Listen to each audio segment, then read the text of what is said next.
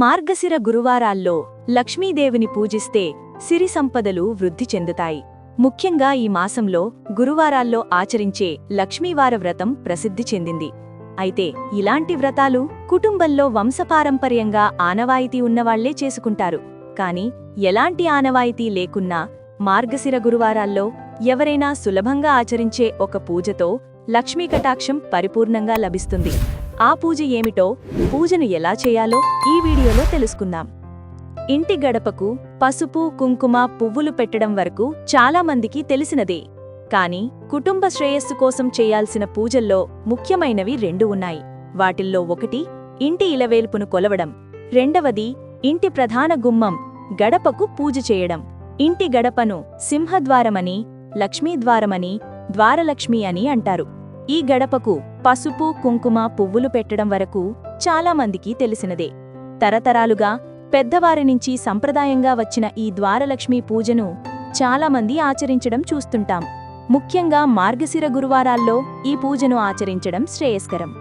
ద్వారలక్ష్మీ పూజలో భాగంగా గడపలకు తోరణం కట్టి దేవతలకు ఆహ్వానం పంపుతారు. గుమ్మానికి తోరణం కట్టడమంటే సుఖ సంతోషాలకు, దేవతలకు ఇంట్లోకి గౌరవంగా ఆహ్వానం పలకడం. అలాగే ఎటువంటి అమంగళం ఈ గడప దాటి ఇంట్లోకి రాకూడదు అని కోరుకోవడం. వివాహంలో ఆటంకాలు ఎదుర్కొంటున్నవారు, ఎంత సంపాదించినా ఆర్థిక సమస్యలతో ఇబ్బంది పడేవారు, సిరి సంపదలు కోరుకునేవారు మార్గశిర గురువారాల్లో ఇంటి ప్రధాన గడపకు ద్వారలక్ష్మీ పూజ చెయ్యాలి. హిందూ సంప్రదాయంలో బ్రాహ్మీ ముహూర్తానికి ఎంతో ప్రాధాన్యముంది. శుభ ఫలితాలు వేగంగా రావడం కోసం ద్వారలక్ష్మీ పూజను బ్రాహ్మీ ముహూర్తంలో చేయడం మంచిది. మార్గశిర మాసంలో అన్ని గురువారాలు ఇదే సమయంలో పూజ చేయడం శుభప్రదం. మొదట గడపను నీటితో 3 సార్లు కడగాలి. తరువాత కొద్దిగా ఆవుపాలు తీసుకుని గడప మీద చల్లినట్లుగా పోసి గడపను శుభ్రంగా తుడవాలి. తరువాత ఇంకోసారి నీటితో గడపను శుభ్రం చేయాలి. గుమ్మానికి మామిడి కొమ్మలు కట్టాలి. గడపకు పసుపు, కుంకుమ, పువ్వులు పెట్టి అలంకరించాలి. గడపకు 2 వైపులా 2 ప్రమిదలలో 2 ఒత్తులు వేసి ఆవు నెయ్యి పోసి వెలిగించాలి.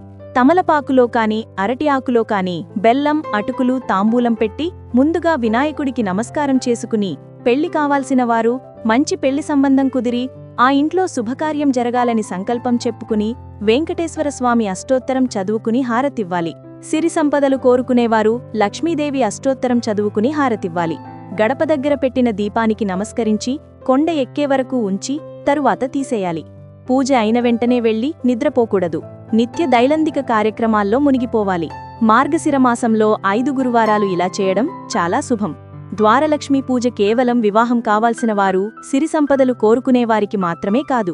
కుటుంబంలో ఏవైనా కోర్టు సమస్యలు, ఆస్తి వివాదాలు ఉన్నా, సొంత ఇంటి కల నెరవేరాలన్నా ఈ విధంగా ద్వారలక్ష్మీ పూజ చేసి లక్ష్మీనారాయణ అష్టోత్తరం చదువుకుని హారతి ఇస్తే ఆ ఇంట్లో ఉన్న సమస్యలు తీరిపోతాయి. ఈ మార్గశిర మాసంలో అన్ని గురువారాలు మనం కూడా ద్వారలక్ష్మీ పూజ చేసుకుందాం. సకల శుభాలు పొందుదాం. Thanks for watching this video. ఈ వీడియో మీకు నచ్చినట్లయితే లైక్ చేసి షేర్ చేయండి. మరెన్నో వీడియోస్ కోసము మా ఛానల్ని సబ్స్క్రైబ్ చేసుకోండి.